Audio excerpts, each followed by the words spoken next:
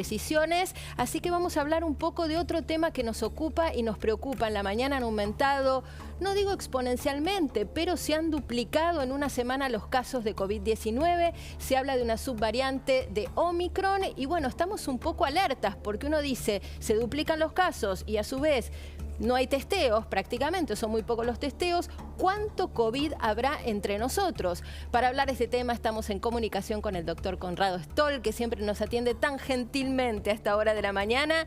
Doctor, acá 8:30M lo saluda, ¿cómo le va?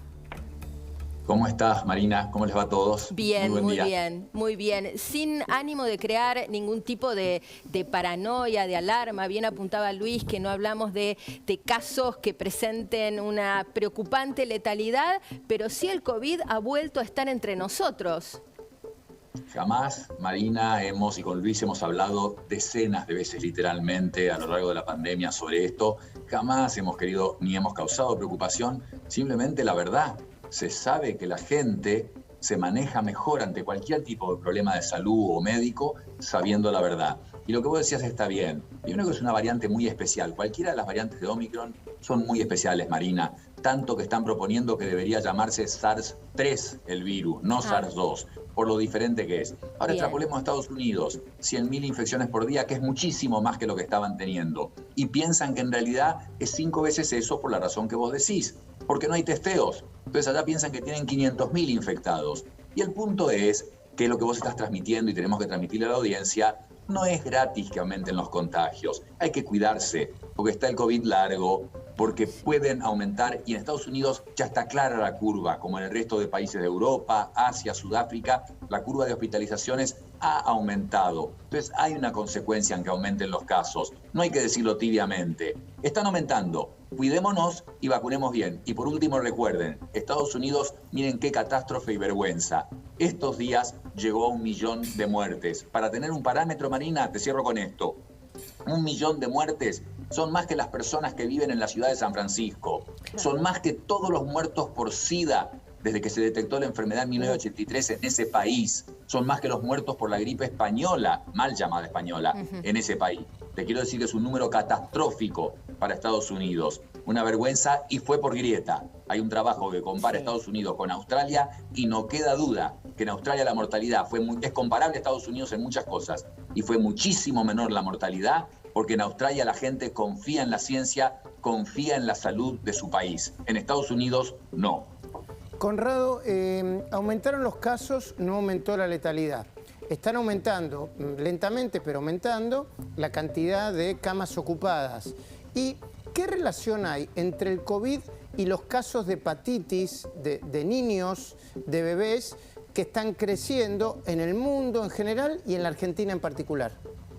Luis, finalmente se develó. Mirá lo que es la velocidad de la ciencia y qué apasionante realmente, porque ayuda a solucionar problemas. Hace un mes y medio, cuando empezaron estos casos de hepatitis, era todo sorpresa. ¿Por qué chiquitos tan chicos con un adenovirus que no causa hepatitis, el número 41, que causa resfrío, ahora tiene una hepatitis que en muchos casos era fulminante? Quiere decir que requería trasplante o que algunos chicos llegaron a morir.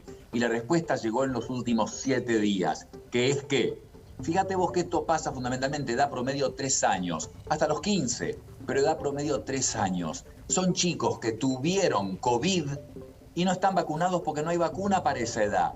Entonces el COVID queda aislado en el intestino de esos chicos y produce lo que se llama superantígenos. ¿Qué es eso? Algo que genera una reacción inmunológica en vos para defenderte. Entonces el chiquito que no está vacunado y no tiene la defensa de la vacuna, y tiene el virus que después de curarse del COVID, porque los chicos ya sabemos que en general se curan, pero les queda virus en el intestino que genera una respuesta inmune. Y cuando entra ese adenovirus, que normalmente solo causa resfrío, por juntarse con ese virus y el efecto del virus del COVID, causa la hepatitis fulminante de la que estás hablando. ¿Y cómo saben? Hay una relación entre el COVID y la hepatitis. Sí. ¿Cómo saben que esos niños han tenido COVID? En este sentido se lo pregunto. Hay muchos niños que eran considerados, bueno, positivos, o que sus padres o sus hermanos mayores tenían COVID, pero no se los testeaba a los niños muy chiquititos o no tenían sintomatología. Entonces, digamos, ¿son niños cuyos padres sabían efectivamente que fueron COVID positivo o se presume? Tenés razón, Débora, muy buena pregunta, pero no, en el Reino Unido y en Estados Unidos vos sabés lo que es la data y cuando de chicos se trata, más aún. Entonces, por ejemplo, en el Reino Unido detectaron 74% de chicos con el adenovirus. No lo encontraron en el 100%, pero la teoría es firme de que es el adenovirus la causa, aunque no fue en el 100%, porque no lo llegan a detectar por distintas razones. Lo mismo lo del COVID. En los números, la mayoría de los chicos en que aparece esta hepatitis fulminante confirmaron con testeo que habían tenido COVID, porque se testean. Muchos se testearon porque en la familia hubo infección, por lo que sea, y estuvieron testeados. Estamos hablando del Reino Unido y de Estados Unidos, que en eso sí lo han hecho muy prolijamente, en otros países que no tenemos los recursos. Entonces, sí, se había confirmado en la inmensa mayoría que habían tenido COVID hasta meses antes y que tenían el adenovirus y que la combinación había ocurrido. Es muy probablemente esa la respuesta. Conrado, te saco del tema, pero te meto en un tema que vos seguramente conocés por ser neurólogo, ¿eh? Y voy a atravesar algunas disciplinas y seguramente habrás leído y hay estudios sobre la materia. Hay una teoría de que el mundo por la pandemia quedó muy afectado emocionalmente, ¿eh? Yo no sé cómo se lo dirá a sus neurotransmisores en el cerebro. Si agregamos que si tenemos en cuenta que el mundo quedó afectado emocionalmente, el fenómeno político de la grieta en todo el mundo, donde hay sesgos todo el tiempo y uno no se puede terminar de poner de acuerdo. Ahora hay una grieta sobre grieta, hartazgo, cansancio, frustración. Lo que pasa en la Argentina debe ser una mezcla de todo eso, ¿no? No hablo de política, hablo de salud, política y el post-COVID, si se puede poner ese título. Tenés razón. Y no empezó Marina diciendo, bueno, Conrado, cuidado, no queremos alertar a la gente. Con toda razón dice eso. Porque no queremos alertar a la gente que está cansada y ¿sabés qué? Está adaptada. No tenés que invocar que haya habido grietas que expliquen la diferencia de mortalidad, como yo dije antes, entre Estados Unidos y un país como Australia. Eso es otra cosa. Pero la gente ya lo tiene incorporado. Sacá al que pueda tener síndrome de estrés postraumático, médicos, personal de salud en general, personas que en su familia han tenido muertes jóvenes y quedan con un síndrome de angustia crónico, muchos que han tenido depresiones por esto. Sí. Saca todo eso, saca el que no tiene ninguna de esas patologías. Los demás tenemos sin duda ya incrustado en nuestra personalidad el COVID-19. No lo vamos a poder sacar y estamos actuando todos los días adaptados a eso. Ya de nuevo, te estoy citando a Darwin. Nos hemos adaptado, por eso sobrevivimos y no es que no nos importa más. Debe haber muy poca gente que no le importa más. Ayer estuve en la Feria del Libro.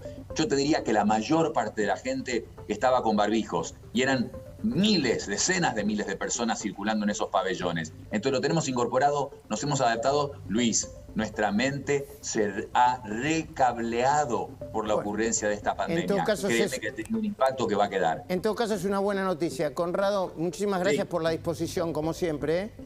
Buen día, Luis, buen día a todas. Y además agradecemos de paso por lo bien que sale.